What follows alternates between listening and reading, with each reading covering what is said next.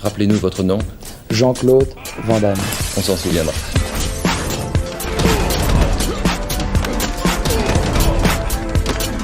Van Damme Express.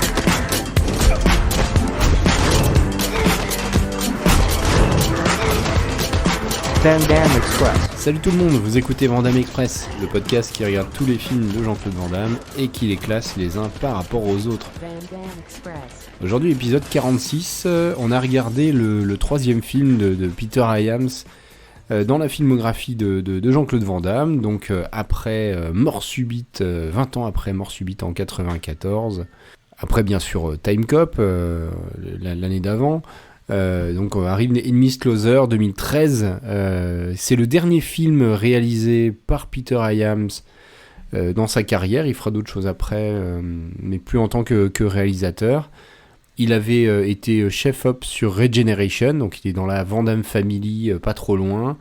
Et puis bon, il est dans une fin de carrière assez compliquée depuis Mort Subite qu'on avait chroniqué ensemble. Il y a bien Relique, qui est un film série B assez sympathique, mais un peu limité. Il y a eu La Fin des Temps, qui n'est pas vraiment le meilleur Schwarzenegger. Puis après, Les Trois Mousquetaires, vraiment pas terrible du tout. Et puis donc arrive ce Enemies Closer, Ennemi juré. Donc production Moshe Diamond, 5 millions de dollars, donc tout petit budget. Truc rigolo, à la production exécutive, Joel Silver, alors vous le connaissez forcément, c'est le gars qui a produit tous nos films d'action des années 80, 90, tous les films qu'on aime, donc Commando, Predator, Die Hard, L'Arme Fatale, Le Dernier Samaritain, voilà, alors il arrive sur ce projet-là en production exécutive sur un tout petit budget, hein. Joel Silver, ça c'était pour le clin d'œil. On note également au montage John Hyams, donc le fiston qui travaille sur le montage, donc un an après Day of Reckoning. Au casting, Tom Everett Scott, quelqu'un qu'on a vu dans pas mal de films, dont Le Loup-garou de Paris, Orlando Jones, qu'on a surtout vu dans Évolution avec David Duchovny, et La machine à explorer le temps avec Guy Pearce et Jeremy Irons en 2002. Donc pas non plus un gros pédigré.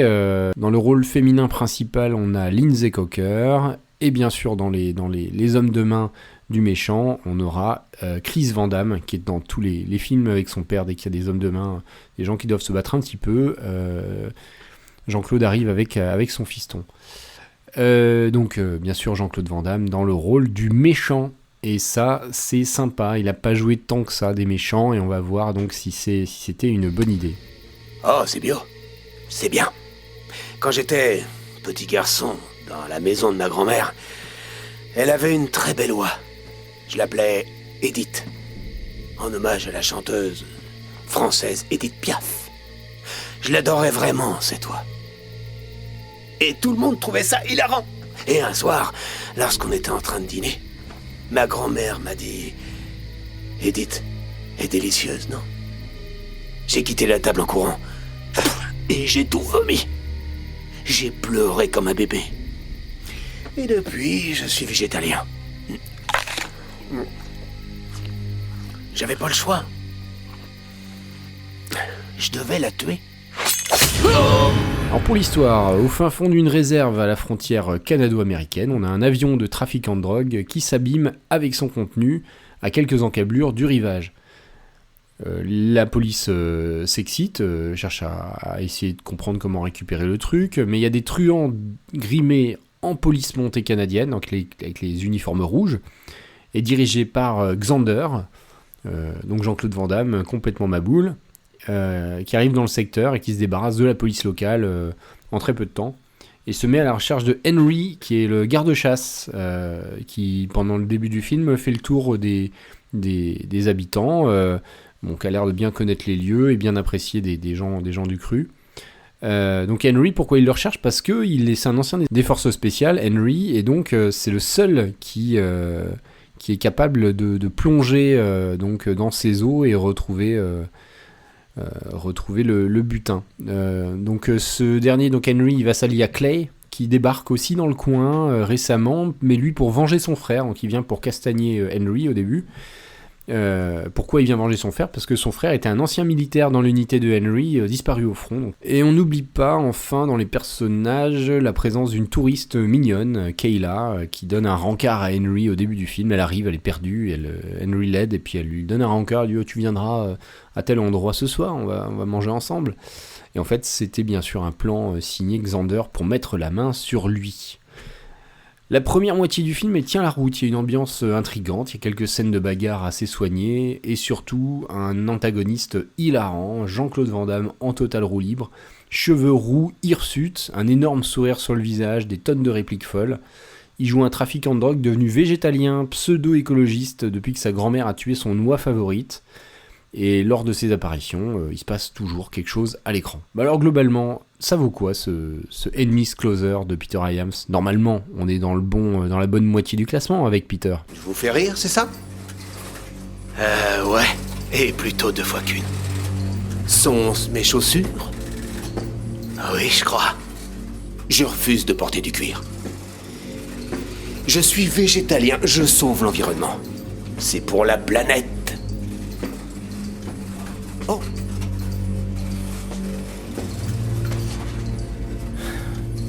Savez-vous que les bêtes vaches sont responsables d'environ 1/4 des émissions de méthane dans le monde?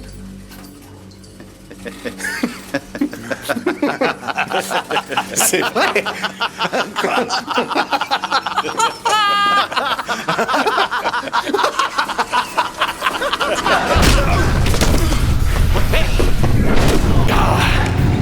Oui, ça c'est de l'air pur, sans pollution. Je veux qu'on soit parti dans 2 heures.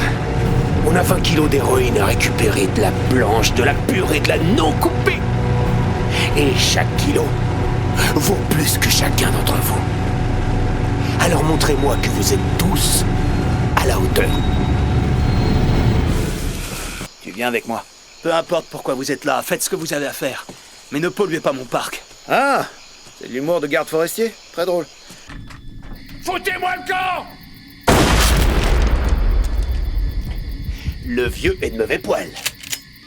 S'il vous plaît, à l'intérieur, je déteste les armes, elles sont très mauvaises pour l'environnement. En revanche, je suis pas fou. Maurice, réponds. Je suis touché. Ils se sont enfuis. T'es touché où? À l'épaule. Serre-toi de l'autre et bouge-toi le cul. Tu sais, ce café est issu du commerce équitable, et non pas d'une agriculture industrielle. Mais ça, je suis sûr que tu t'en moques. Alors artistiquement, j'ai mis 3,5. C'est assez faible.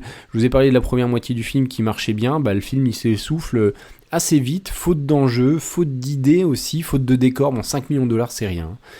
Donc on peut l'excuser un peu là-dessus. Les décors, ça fait illusion jusqu'à la moitié du film, parce qu'en fait... après, il y a un peu trop de plans de l'Overcraft sur le plan d'eau, du ponton, il y a 4 lieux. Donc on tourne un peu en rond, et ça tombe aussi au niveau du scénario dans le convenu un peu voire ultra prévisible. Et une happy end pas super intéressante, avec des arcs qui sont pas forcément résolus. Le montage est bizarre, sans doute parce qu'il manquait des plans, il y a des sbires qui apparaissent, qui disparaissent bizarrement de l'écran. C'est difficile de comprendre l'agencement des lieux, même si on croit bien à cette ambiance forêt, 2 cabanes, ponton, Overcraft. À partir de la moitié du film, on a compris où était quoi, et on tourne un peu en rond. Tom Everett Scott, j'en ai parlé, qui est le personnage principal, il est assez attachant.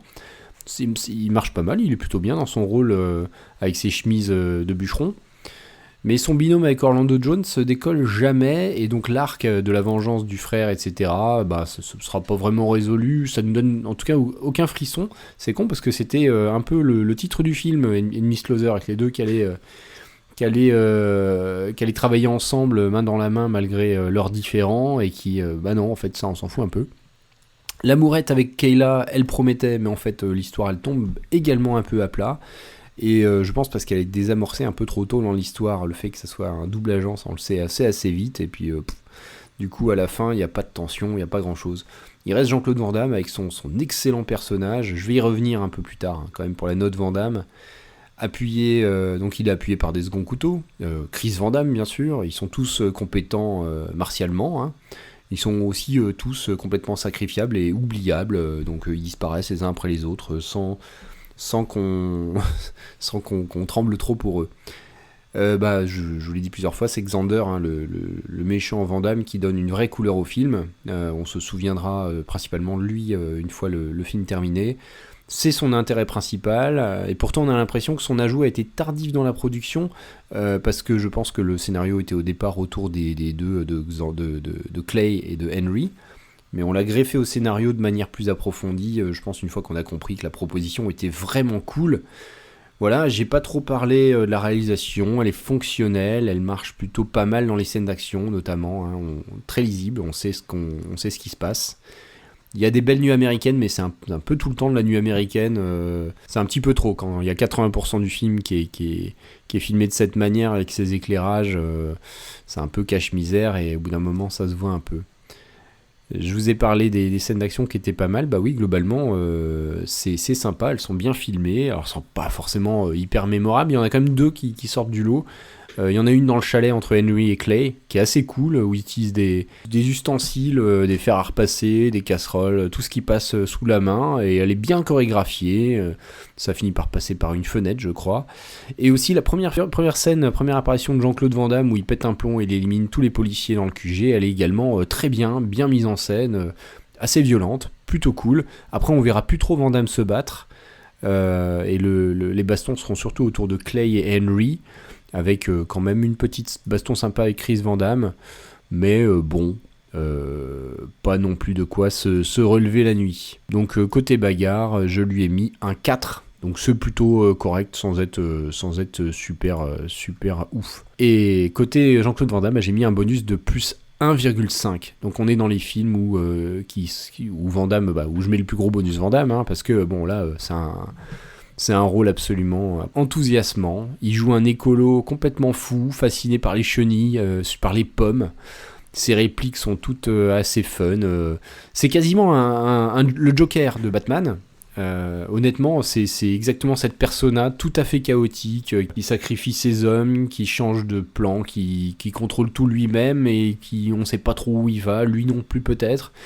Il a cette folie dans le regard, dans le rire, voilà, j'ai beaucoup aimé ce Joker version Van Damme. Peut-être ça aurait été cool de le voir dans un film Batman, dans ce rôle-là. Il est absolument excellent, puis toujours très physique, hein. En 2013, on voit qu'il s'est réellement amusé comme un petit fou, et moi aussi, c'était un vrai plaisir de le voir. Donc ce plus 1,5, ce qui nous donne un total de 5,25, on est au-dessus de la moyenne pour ce Enemies Closer, ça le place 25e, donc c'est en dessous par exemple du Sang du Cartel, qui est peut-être un peu plus intéressant artistiquement, avec au niveau de l'histoire des personnages, l'empreinte de la vengeance est au-dessus aussi, et c'est quand même au-dessus de Kickboxer Vengeance. Je trouve que c'est rien que le personnage de Xander de Van Damme lui permet d'être au-dessus de ce Kickboxer Vengeance qui était très plat et fonctionnel. Donc 5,25, donc ça le place à la 25e position, je rappelle, sur 45 films vus jusque-là. Un petit message aussi, parce qu'on a appris, aujourd'hui, on a appris que Dolph Lundgren donc avait un cancer, et de manière assez avancée. Il raconte dans des interviews assez touchantes ce combat qu'il a depuis des années en fait, avec plusieurs opérations, et comment il a vécu ses différents tournages, etc. On rappelle ses grands rôles, hein. Dolph Lundgren, c'est bon, pour moi c'est avant tout Ivan Drago, donc Rocky 4 et Creed 2.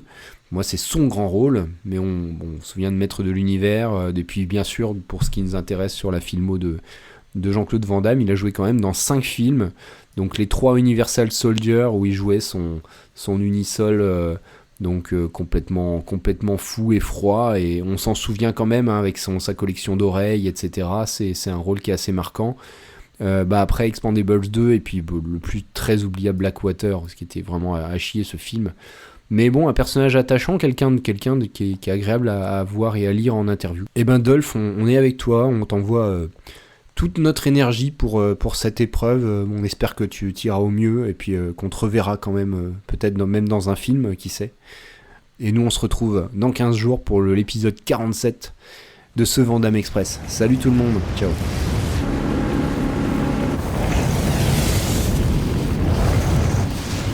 Putain de gasoil! Je savais que ça gâcherait tout!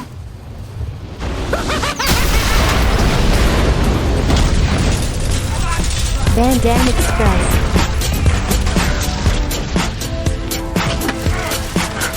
Van Damme Express. Van Damme Express.